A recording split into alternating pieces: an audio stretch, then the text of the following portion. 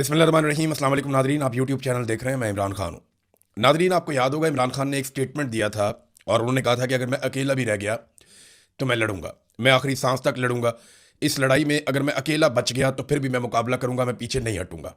ये इमरान खान ने क्यों कहा था? आप गौर कीजिए, पाकिस्तान में बहुत सारे सियासतदान गुजरे हैं। ये बात कभी आपने बेनज़ीर भुट्टो के मुंह से नहीं सुनी, जरदारी के मुंह से नहीं सुनी, नवाज शरीफ के मुंह से नहीं सुनी, क्योंकि उन सबकी लड़ाई सियासी थी। वो सारे ये जानते थे कि पब्लिक उनके साथ होगी तो वो लड़ाई लड़ेंगे।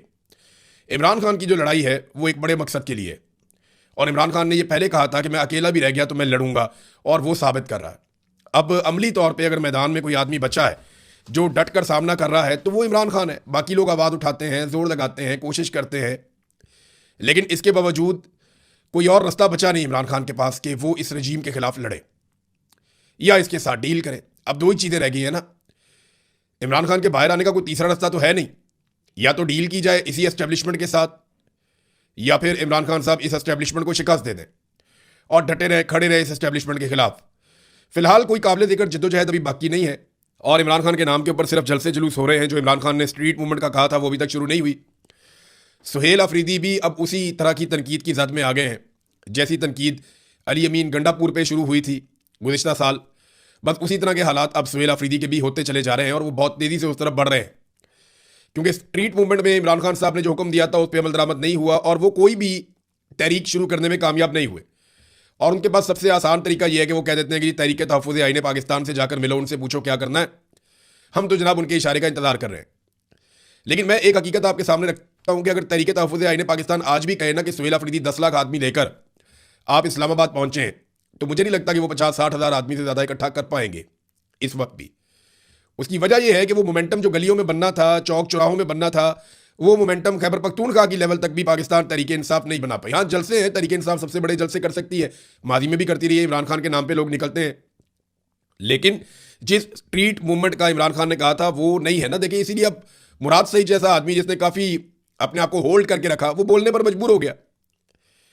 मुराद सईद ने साफ बताना शुरू कर दिया, और कर्नल वाला जो वाकया मुराद सईद ने बताया कि कर्नल को जाकर कहते हैं कि इमरान खान ने तो बाहर आना नहीं, मुराद सईद तो पागल है, ये तो जिस दिन आएगा मारा जाएगा। ये मुराद सईद का एक बहुत करीबी आदमी है जिसने जाकर ये कर्नल से बात की।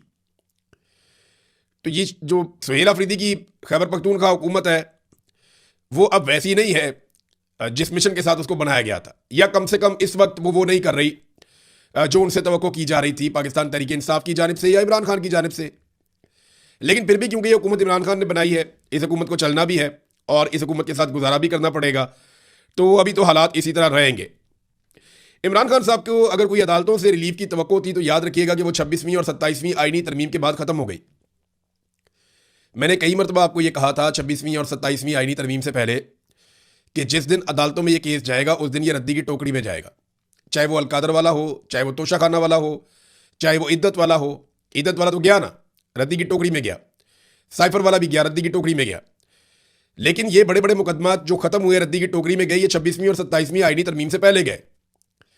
26वीं और 27वीं आईनी तरमीम के बाद जो अदलिया के साथ कर दिया गया, यानी 6 ऐसे जजेस थे जिन्होंने कहा कि पाकिस्तान की एजेंसियां हमें तंग कर रही हैं, हरासा कर रही हैं। 3 को ज़बरदस्ती ट्रांसफ़र कर दिया, 1 को नौकरी से निकाल दिया, 1 पे रेफरेंस है, और 1 ने माफ़ी तलाफ़ी कर ली। ये तो इन्होंने निशान इबरत बना लिया, जजों से बदला ले लिया और पूरे निज़ाम को पैगाम दे दिया कि हमारे खिलाफ जो भी जाएगा उसके साथ हम यही करेंगे। और ये सिलसिला रुक नहीं रहा। इमरान खान इस अदलिया के जरिए कभी बाहर नहीं आ सकता जब तक कि एस्टेब्लिशमेंट को दीवार के साथ नहीं लगाया जाएगा। अगर एस्टेब्लिशमेंट पीछे हटेगी तो इमरान खान की रिहाई होगी। दो ही सूरतें, या तो एस्टेब्लिशमेंट को दीवार के साथ लगाना पड़ेगा, उन्हें मजबूर करना पड़ेगा कि वो पीछे हट जाए, उन पर दबाव डालना पड़ेगा, और दूसरा रास्ता यह है कि एस्टेब्लिशमेंट के मुतालबात मानकर इक़्तिदार ले लिया जाए और इज्जत हमेशा के लिए गंवा ली जाए। दूसरा आसान रास्ता यह है। नाज़रीन, इमरान खान साहब ने जब रजीम चेंज ऑपरेशन हुआ था तो तब एक और बात भी कही थी, और आज वो बात सच साबित हो रही है। इमरान खान ने जब शहबाज शरीफ को वज़ीर आज़म मुसल्लत किया गया ना, तो इमरान खान ने तारीखी बात कही थी। उन्होंने कहा था कि अब इस मुसल्लत शुदा निज़ाम को हज़म करने के लिए हर इदारे को तबाह किया जाएगा, क्योंकि अवाम इसे कबूल नहीं करेगी, और फिर इदारों को तबाह करके ये हर चीज़ को अपनी मर्ज़ी के मुताबिक बनाएंगे। अब नतीजा आपके सामने है। पाकिस्तान का जो सबसे बड़ा इदारा माना जाता था पाकिस्तान की मिलिट्री, उसको भी तबाह बर्बाद कर दिया गया। जिस तरीके से आर्मी चीफ की एक्सटेंशन का तरीकाकार बदल दिया गया, जिस तरीके से उन्हें ताहयात इस्तिस्ना दे दिया गया, जिस तरीके से उसको सियासत के अंदर इन्वॉल्व कर दिया गया, और अब तो बड़े फ़ख्र से सीना ठोक कर कहा जाता है कि हाइब्रिड निज़ाम चल रहा है, जर्नैल और सियासतदान मिलकर मुल्क को चला रहे हैं। इमरान खान ने जो कहा था वो हमने होता हुआ देखा, अदलिया के साथ, पुलिस के साथ, ब्यूरोक्रेसी के साथ। तो तमाम जगह पे हमने वो तबाही अपनी आंखों से देखी। पीआईए जैसा इदारा जो है इन्होंने ओने पोने बेच दिया। तो क्योंकि ये तब्दीली बड़ी खौफनाक थी, इस रिजीम को मुसल्लत किया गया था, और क्योंकि ये हजम नहीं हो रहा था किसी को, तो उसे हजम करने के लिए इमरान खान ने जो जो कहा वो हमने अब होता हुआ देखा। देखिए, ये अवाम से बदला भी लेते हैं, अवाम का मजाक उड़ाते हैं, फिर इंजॉय भी करते हैं। मिसाल के तौर पर यह खबर आप देखिए कि बिजली की कीमत में इस हुकूमत ने कमी की है और एक अजीबो गरीब किस्म का रिलीफ अवाम को दिया, 1 पैसा फी यूनिट। यानी अगर आप बहुत अमीर आदमी हैं और बहुत तगड़े आदमी हैं, आप 1000 यूनिट जला सकते हैं तो आपको 10 रुपये बच जाएंगे। मैं वैसे ही आपको मिसाल दे रहा हूं, कैलकुलेशन में आपको 1 पैसे की वैल्यू बता रहा हूं।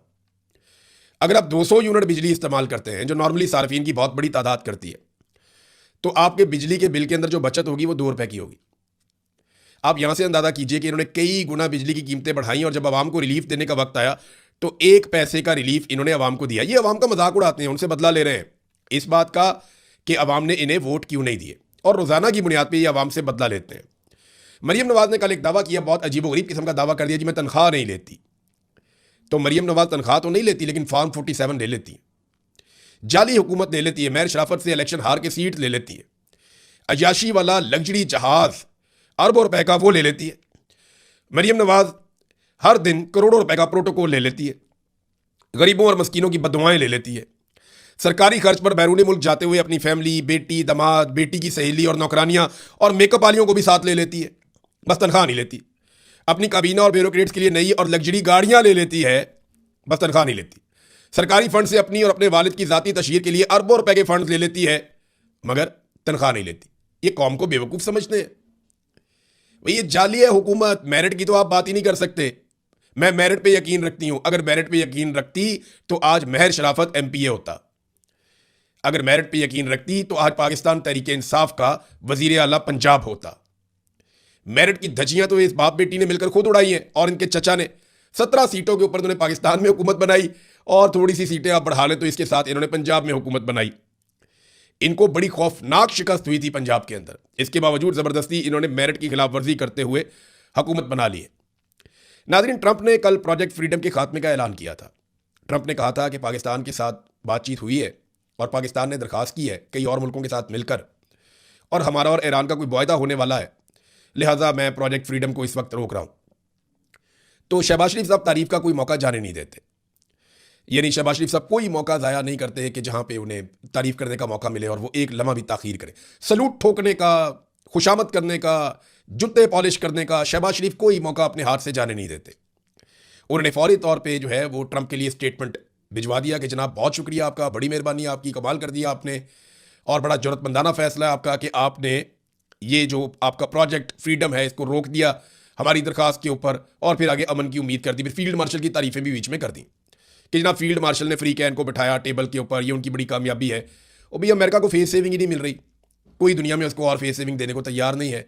तो आपकी कमेटी निकल आई है कि आप ईरान के साथ, आपका एक मुल्क है और ईरान के साथ आपके ताल्लुकात हमेशा से बेहतर रहे हैं, तो उसकी वजह से अब आप फ़ायदा उठा रहे हैं और डोनाल्ड ट्रंप भी फ़ायदा उठा रहा है। तो शहबाज शरीफ साहब ने शुक्रिया का सलूट ठोक दिया डोनाल्ड ट्रंप को, और उधर डोनाल्ड ट्रंप ने एक नया स्टेटमेंट दे दिया। डोनाल्ड ट्रंप ने जो स्टेटमेंट दिया वो ये दिया कि ईरान ने मुआहदा कबूल नहीं किया तो पहले से ज़्यादा शदीद बमबारी करेंगे। ये अमेरिकी सदर डोनाल्ड ट्रंप कह रहे हैं कि अगर उसने अमेरिका के मुजवज़ा मुआहदे को कबूल ना किया तो पहले से ज़्यादा तबाहकुन बमबारी की जाएगी। सोशल मीडिया नेटवर्क के ऊपर उन्होंने अपनी पोस्ट में लिखा कि फ़र्ज़ करें कि ईरान मुआहदे पर अमल करने पर रजामंद हो गया तो अमेरिकी ऑपरेशन का खात्मा हो जाएगा और आबनाए हुर्मत समेत तमाम सबके लिए वो खुल जाएगी।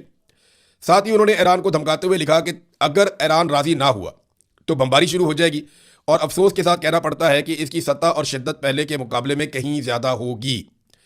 ये जनाब डोनाल्ड ट्रंप साहब कह रहे हैं। अच्छा, एक स्टेटमेंट जो है ना वो अमेरिकी वज़ीर दिफा पीट हेग्सेट का भी है। ये स्टेटमेंट आपको ज़रूर सुनना चाहिए, इसमें बहुत सारी खबरें हैं और इसमें आपको पता चल जाएगा कि जंग जीता कौन और हारा कौन। अमेरिकी वज़ीर जंग ने कहा कि हम ईरान की ज़मीन पर भी नहीं जाएंगे, ईरानी फ़ज़ाओं में भी नहीं जाएंगे। ऑपरेशन प्रोजेक्ट फ्रीडम सिर्फ हरमुज़ को खोलने के लिए है, हम चाहते हैं कि आपने हरमुज़ खुल जाए, सिर्फ इसलिए हमने ये ऑपरेशन किया है। अमेरिकी फ़ौज चाहती है कि हरमुज़ पर ईरान का गैर कानूनी कब्जा ख़त्म कराया जाए। ये अमेरिकी फ़ौज का इस वक्त का जो मिशन है वो ये है कि आबना हरमुज़ के ऊपर जो ईरान का एक कंट्रोल है वो कंट्रोल उनसे ले लिया जाए और ख़त्म किया जाए। तजारती जहाज़ों को ईरानी जारहियत से तहफ़्फ़ुज़ फराहम करना चाहते हैं, लड़ाई नहीं चाहते। अब ये वो अमेरिका है जो थोड़ा अर्सा पहले कुछ और कहता था, किसी और तरीके से कहता था। ये वही वजीर दिफा है अमेरिका का जिसकी ज़बान से बहुत बड़े बड़े दावे निकलते थे। अब वो कहते हैं हम ईरान के साथ जंग करना ही नहीं चाहते, हम सिर्फ आबनाए हुर्मुज़ को खुलवाना चाहते थे। तो भाई आबनाए हुर्मुज़ तो हमेशा से खुली हुई थी, वो तो आज तक बंद ही नहीं हुई थी, वो तो कभी एक लम्हे के लिए भी बंद नहीं हुई थी। ये तो पहले अमेरिका ने एक जंग लड़के बिला वजह आबनाए हुर्मुज़ को बंद करवा दिया, और उस वक्त जो जंग लड़ने के मकासद थे उनमें क्या था, एक ईरान में रजीम चेंज करना, वो नहीं हो पाया। दूसरा ईरान से यूरेनियम उठाकर ले जाना, वो भी नहीं हो पाया। तीसरा ईरान की मिसाइलों की और ड्रोन्स की पूरी ताकत को कुचल देना, वो भी नहीं हो पाया। रज़ा पहलवी को ईरान में पहुंचा के वहां का हुक्मरान बना देना, वो भी नहीं हो पाया। तो जितना कुछ ये चाहते थे कि ईरान के साथ किया जाए, उनमें से कोई एक चीज़ भी नहीं हो पाई, बल्कि ईरान पहले से ज़्यादा शिद्दत से खड़ा हो गया, उसे अपनी ताकत का अंदाजा भी हो गया। उल्टा ईरान ने आबनाए हुर्मुज़ बंद कर दी। अब वो पुराने सारे मिशन छोड़ के जो आबनाए हुर्मुज़ पहले खुली हुई थी, जो अपनी बेवकूफ़ी से एक लड़ाई करवा के इन्होंने ईरान के हाथों बंद करवा दी, अब इनका वाहिद मिशन ये रह गया कि वो खुल जाए, पहले की तरह हो जाए, कि चलो ठीक है कोई गल नहीं, वो तो मान ले जैसे पहले था वैसे ही कर लेते हैं। तो ईरान अब उसके ऊपर भी नहीं मान रहा। इसकी ना मिसाल आप ऐसे ले लें कि जैसे एक आदमी ज़मीन पे कब्जा लेने के लिए गया और वहाँ पे लड़ाई हो गई, वो आदमी वहाँ से भागा और उसके जूते वहीं पे ज़मीन पे रह गए, और अब वो मुज़ाकरात इस बात पे कर रहा है कि यार कब्जा नहीं देंदे ना दो यार, मेरी जूती दे वापस कर दो। ये है सूरत हाल। अगर एग्जैक्ट मैं इसका नक्शा खींचूं तो वो ये है कि इसराइल के कहने पर अमेरिका कब्जा लेने गया था, उधर अमेरिका का जूता रह गया लड़ाई में और जूता छोड़ के ये भाग गए। अब ये मुज़ाकरात इस बात पे कर रहे हैं यार सारी जूती दे वापस कर दो, लड़ाई तो छोड़ो, दफा करो, कब्जा रहने दो। तो ये एक्चुअल सूरत हाल अब इस तरह की है। नादरीन, सेंटकॉम ने ना 3 चीज़ों पे ब्रीफिंग दी थी डोनाल्ड ट्रंप को, और एक खुफिया मुलाकात भी रिपोर्ट हुई है CNN के मुताबिक, जो डोनाल्ड ट्रंप की और सेंटकॉम कमांडर की हुई थी, जनरल कूपर की। उसके बाद जनरल कूपर फौरी तौर पे मिडिल ईस्ट पहुंच गए थे आबनाए हुर्मुज़ को खुलवाने के लिए। अब एक बात आप अपने ध्यान में रखें कि 3 ऑप्शन में से एक ऑप्शन ये था कि ताकत के बलबूते पे सारी दुनिया को साथ मिलाकर एक हल्ला मारेंगे और आबनाए हुर्मुज़ को हम खुलवा लेंगे। लेकिन डोनाल्ड ट्रंप की बात पे मुमालिक ने, उनके जहाज़ों ने, उन्होंने यकीन नहीं किया। उन्हें लगा कि डोनाल्ड ट्रंप हमारे जहाज़ तबाह करवा लेंगे अपने फ़ायदे के लिए, लिहाजा वो वहाँ से निकले नहीं और वो बात बनी नहीं। तो आबनाए हुर्मुज़ को खुलवाने वाला ऑप्शन जो एक था वो तो हो गया फेल, और ईरान ने वहाँ पे अपनी बालादस्ती साबित कर दी। डोनाल्ड ट्रंप प्रोजेक्ट फ्रीडम से पीछे हट गए और फेस सेविंग के लिए एक मरतबा फिर पाकिस्तान का नाम उन्होंने इस्तेमाल कर लिया। दूसरा ऑप्शन था कि एक भरपूर और बहुत बड़ा हमला जिसमें बड़ी शदीद बमबारी होगी, और तीसरा ऑप्शन था कि ज़मीनी लड़ाई छेड़ दी जाए ईरान के साथ। अब अमेरिका क्या इन 2 बाकी बचे हुए ऑप्शंस को इस्तेमाल करेगा, यह है एक बड़ा सवाल। एक खबर यह भी है कि ईरानी वज़ीर ख़ारजा पहुंचे हैं चाइना में, और वहाँ पे एक स्टेटमेंट जारी किया गया है। अमेरिका के साथ मुज़ाकरात में सिर्फ एक मुनसिफाना और जामे मुआहदा ही काबिल कबूल है। ये ईरान ने कहा कि हम नाइंसाफ़ी कबूल नहीं करेंगे, एक मुनसिफाना हमारा एक मुआहदा हो जो काबिल कबूल होगा। जबकि चाइना ने भी कहा कि दोबारा जंग शुरू होना हमारे लिए काबिल कबूल नहीं है, और ये ख़ास तौर पर ज़रूरी है कि मुकालमे और मुज़ाकरात के लिए अज़म बरकरार रखा जाए, बातचीत करते रहे, किसी तरह बातचीत से ये मसला हल हो जाए। तो उम्मीद ये की जाती है कि अमेरिका ने बेशक बहुत तैयारियाँ की, बहुत ज़्यादा हथियार पहुँचाए, बड़ा जोर लगाया, लेकिन इसके बावजूद बात बनी नहीं। उम्मीद है कि अब दोबारा जंग नहीं होगी और हालात बेहतरी की तरफ जाएंगे, मगर कुछ कह नहीं सकते क्योंकि जितनी शर्मिंदगी अमेरिका को और डोनाल्ड ट्रंप को हुई है, अब उन्हें फेस सेविंग तो चाहिए। तो क्या इतनी बड़ी फेस सेविंग उन्हें मिल जाएगी, ये सवाल अपनी जगह पे बरकरार रहेगा। नाज़रीन, इंटरनेशनल मार्केट में जैसे कोई थोड़ी सी अच्छी खबरें आई हैं तो तेल की कीमतें नीचे चली गई। अब पाकिस्तान के अंदर हुकूमत को फौरी तौर पे अवाम को तेल की कीमतों के हवाले से रिलीफ देना चाहिए।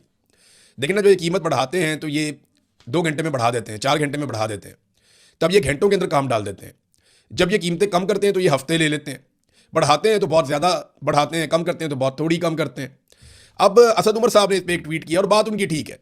उन्होंने कहा जी अमेरिका की फीकस आमदनी पाकिस्तानियों से 50 गुना ज़्यादा है, यानी एक अमरीकी जितने पैसे कमाता है वो पाकिस्तानी से 50 गुना ज़्यादा पैसे कमाता है। यानी एक पाकिस्तानी अगर 1 रुपया कमाता है तो अमरीकी 50 रुपये कमाता है। उनकी आमदन पाकिस्तानियों से इतनी ज़्यादा है। वहाँ ईरान जंग की वजह से पेट्रोल की कीमत पाकिस्तानी रुपए में 330 रुपये फ़ी लीटर हो गई है। यानी अमेरिका में ये जो जंग लगी है इसकी वजह से पेट्रोल की कीमत 330 रुपये फ़ी लीटर हुई है और पूरे मुल्क में वावेला मचा हुआ है। हालांकि वो पाकिस्तानियों से 50 गुना ज़्यादा कमाते हैं।